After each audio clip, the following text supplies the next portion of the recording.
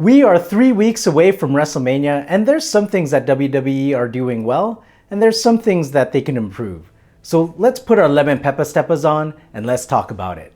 When I think about what WWE is doing well, there's two words that come to mind. Oba Femi.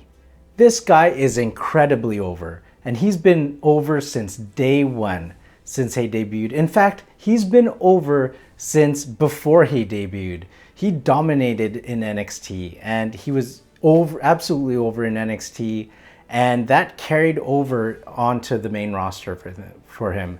And that just shows that whatever they did to transition him over to the main roster absolutely worked. The fact that they didn't have to change anything about his gimmick from NXT over to the main roster shows that the transition and the character build and everything like that was absolutely perfect. And I don't know if there was anything specifically different that he did, but this is basically what they did. He was absolutely over in NXT. He was the NXT champion there. And when it came time to transition and debut on the main roster, they debuted him at a premium live event, the Royal Rumble. And leading up to the Royal Rumble, they had vignettes. So actually the people that weren't familiar with him on NXT got familiar with him because his vignettes were basically him throwing wrestlers around, literally. And one of the person that he was throwing around was the WWE champion at the time, Cody Rhodes. And so you got to see those vignettes leading up to WrestleMania. So when it came time to WrestleMania, you already kind of knew who he was, and you actually kind of had an idea of who you'd like to see him in the ring with. And one of the guys that came to mind when I was thinking of, oh well, who could he wrestle, was somebody of the same size and stature of him, and that person would be Brock Lesnar. And we got to see a little teaser of that at WrestleMania. Oba didn't necessarily eliminate him at WrestleMania, but I don't think he needed to. The fact that we got to see those two toe-to-toe, face-to-face in a WWE ring was enough to make us want to see it at WrestleMania. And, fast forward a couple of weeks after the Royal Rumble, and Brock Lesnar is having this open challenge on Raw, and who comes out to answer that open challenge? Oba Femi.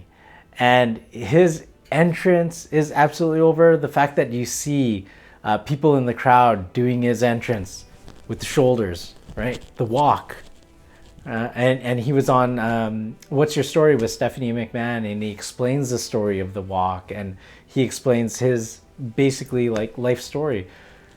So cool. And the fact that we get to know this character, he's in a very high profile match at WrestleMania, his first WrestleMania, by the way. Like, this guy is so over that I feel like I've been watching him for years. Well, I guess I have been on NXT, but he's so over and he's in such a high profile match, and he hasn't even been on the main roster for 3 months. It's only been about 2 weeks. In fact, no, it's been less than 2 weeks. In between Royal Rumble and WrestleMania is about 2 months, 8 weeks. So he's really only been on the main roster for about 5 weeks now. But whatever they're doing with him, they are doing absolutely right. And credit to Brock Lesnar. For the people that say that Brock Lesnar is not about the business and he doesn't like to put people over, well, Brock Lesnar does like to put people over, and it showed on the Monday Night Raw when he first went face-to-face with Oba Femi, when he took his fall for grace, and he basically told Oba Femi, "Put your foot on my chest." You could see him say it, and Oba Femi puts his foot on his chest, and then Brock Lesnar holds it there for a long time.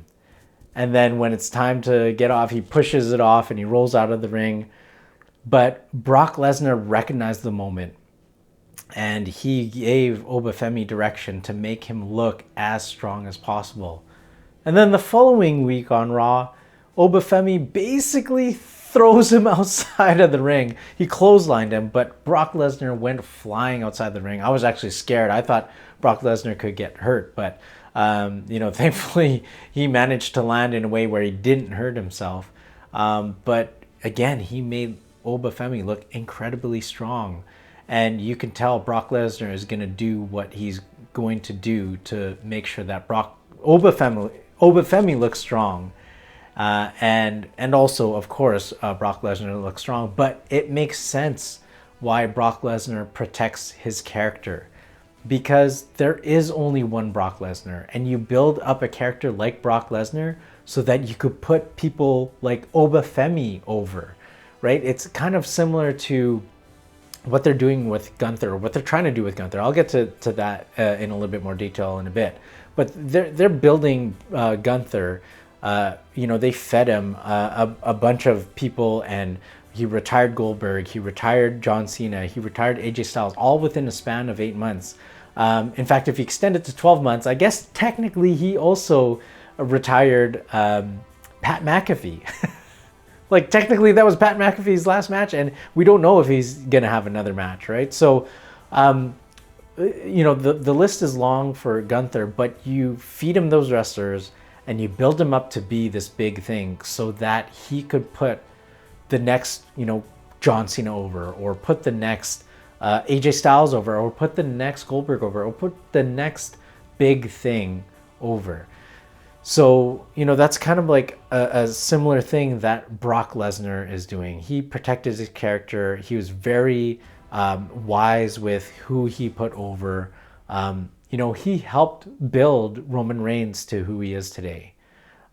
When you think of another person who's beaten Brock Lesnar at WrestleMania, Seth Rollins, right? So he was very mindful about who he put over. And the other person that he's put over the years is Cody Rhodes. And these are 3 top guys. And so that's how Brock Lesnar was able to use his star power and his strength wisely. I have an idea of how the match between Brock Lesnar and Oba Femi is going to go, but maybe I'll save that for another video. But another thing that I like seeing with this matchup that we've got going on, or upcoming matchup with Brock Lesnar and Oba Femi, is when they show the tail of the tape.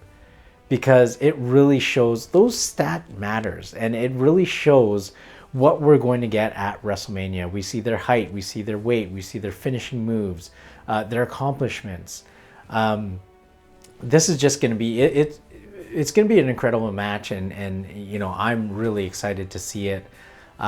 Just another note about Brock Lesnar is that I don't think we will ever see anyone like him.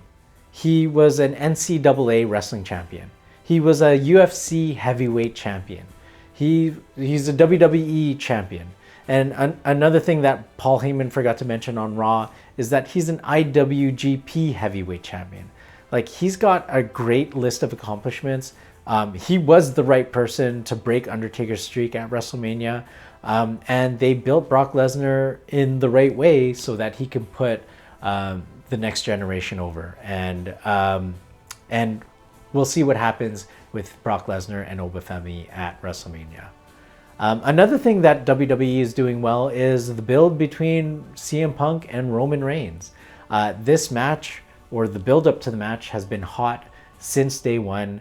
Roman Reigns won the Royal Rumble, and the next night on Raw, he basically confronted CM Punk. And instead of Roman Reigns prancing from Raw to SmackDown to see, who should he wrestle, he went straight for CM Punk.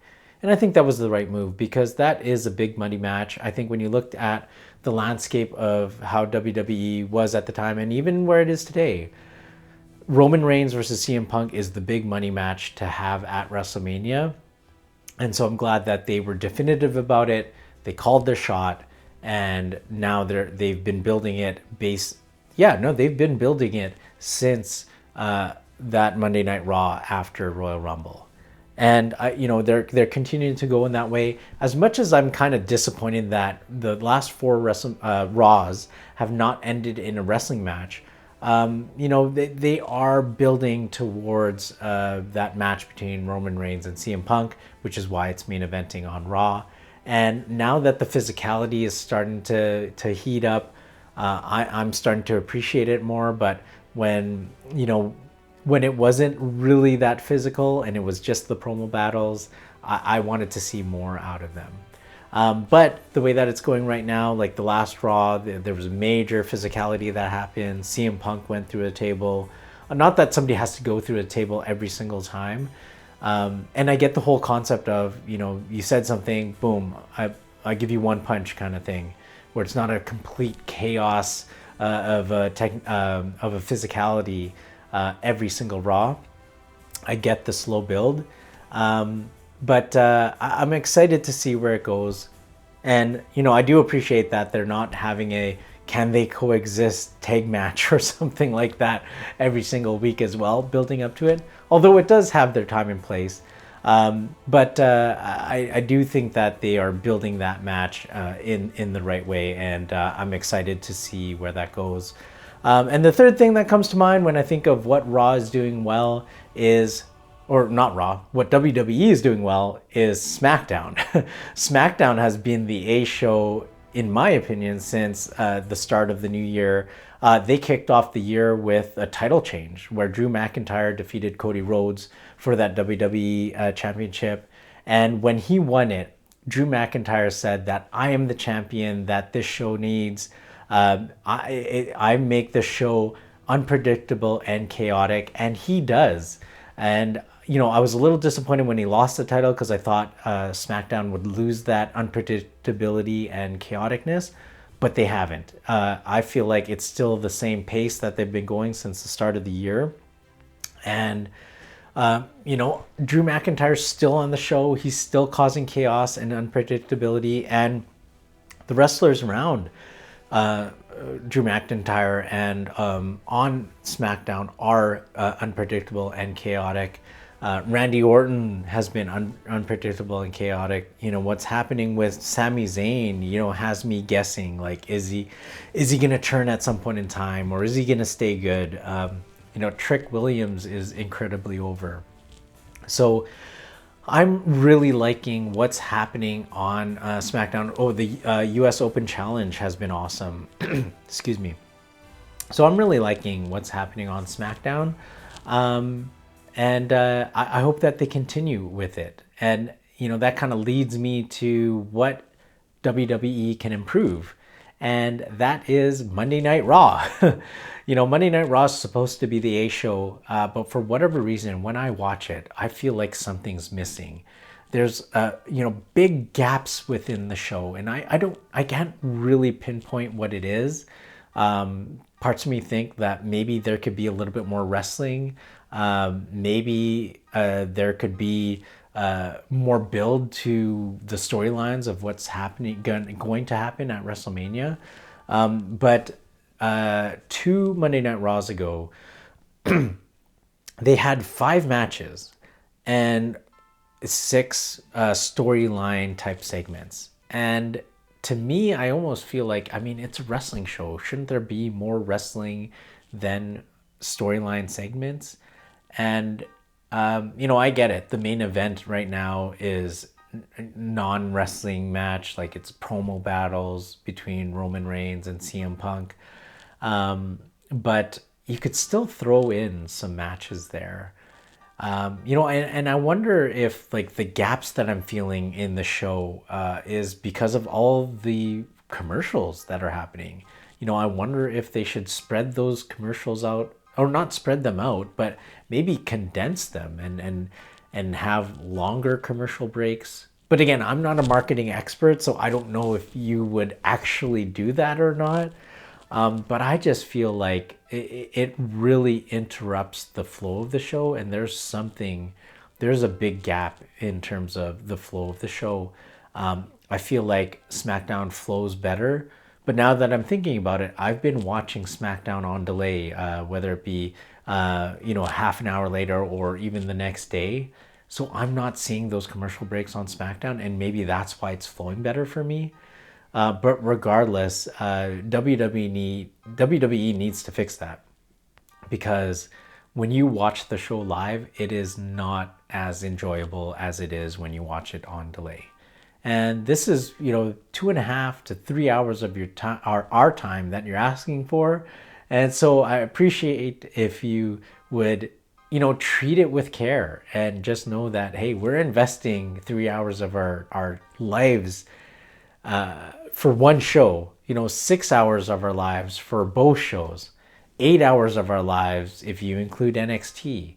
So please treat our time with kindness and respect, and make it enjoyable for us to watch your shows. What else could WWE improve on? Time away from. No, what am I trying to say here? WWE can improve on the time away that wrestlers spend when they're in a storyline.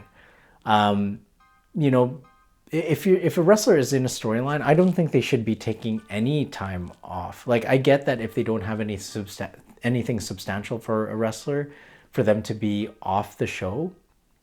But someone like Gunther, who, even though he doesn't necessarily have a particular match that he's building towards, or like a WrestleMania match, which is also mind-blowing. That's something that they need to improve on. But he himself is in a storyline. He is the quote-unquote career killer. He's in a storyline that involves AJ Styles. He's in a storyline that involves CM Punk. No, not CM Punk, sorry. He's in a storyline that involves John Cena, and in a storyline that involves Goldberg. And he could basically just repeat that every single week to remind us that he's retired those guys and he's wrestling someone and he's demolishing that person. And I get it. You want to protect other wrestlers as well, and he can't just like squash people. But maybe I'm not asking for that. But, maybe one week have him on the mic just talking about his accomplishments of how he retired those folks to remind us. And then the next week, he wrestles somebody in a good match. Like his match with Dragon Lee. Excuse me. Gunther's match with Dragon Lee the other week was awesome. And why doesn't he have more matches with people? And, he's shown that he can have good matches with high flyers. His match against Axiom was awesome. WWE is in a partnership, or no, they own AAA now. So, have him wrestle some wrestlers from AAA. Like, why not? It'd be a way to get AAA over, having them feature some wrestlers on Raw. And, and it'd be a way for Gunther to get some wins under his belt, and just to have Gunther on camera and wrestle. So I definitely think there's something that can be done better there. I know that the IWC is asking for a wrestling match for Gunther. They're kind of mind blown that Gunther doesn't have a match, and I am too. Like, why doesn't Gunther have a match? So I definitely think there's something to improve there. We haven't seen Gunther in 3 to 4 weeks. Not that we would forget about him, but we might forget about what he's done in the last 8 months if we don't see him. So bring back Gunther. It doesn't really matter what you have him in, whether it's a match or a promo segment, but have him on camera so that it reminds us, so he doesn't lose that steam of him retiring AJ Styles, John Cena, and Goldberg, and Pat McAfee. Let's see more Gunther is what we're asking. And last but not least, I think WWE can improve on announcing more WrestleMania matches and building towards those WrestleMania matches. I think that, there was a long gap where we didn't know what WrestleMania matches were going on. At one point in time, it was just the Roman Reigns and CM Punk match that we knew. And then after Elimination Chamber, we started to get to know more matches that were happening. But we shouldn't have had to wait that long to know what matches are happening at WrestleMania. And the fact that we're 3 weeks away from WrestleMania and the whole card hasn't been announced kind of blows my mind. Like, we should know what matches we're getting going into WrestleMania by now, and those should be building over the next 3 weeks, and should have already been building. And I get it. If there's 1 or 2 matches that maybe haven't been announced yet, I could understand that. But I think they've announced maybe like 6 matches now. But, like you're going to have anywhere from 8 to 10 matches over those 2 nights. I hope they have 10 matches, at least 10 matches, 5 on each night. I wouldn't be opposed to having 12 matches that weekend, especially because NXT Stand and Deliver is happening 2 weeks prior. It's WrestleMania. It's the show of shows. It's the grandest stage of them all. It should be your biggest shows. And I heard that they're moving away from the concept of get everybody on the show. But why do that? I get that, it's streaming now. We've got Raw and SmackDown on Netflix. We've got premium live events, Saturday night main events, etc. But WrestleMania should be treated how it's always been treated, like the grandest stage of them all. And, in my opinion, I think that there should be a goal to get as many wrestlers as possible on WrestleMania, because it keeps that prestige of WrestleMania. It should be a goal for wrestlers to be like, I want to have a WrestleMania moment. It's the one time of the year where we know that the whole card from top to bottom is going to be special. And yeah, I get that they've been building shows, every single show like that, but there's just something about WrestleMania that they need to keep it as special as possible. And I think the way to do that is to have as many wrestlers on the show as possible. And yes, have the good quality matches. But I just want to keep that nostalgia and the prestige of WrestleMania. So WWE, I hope you heard this video. I hope you hear me out.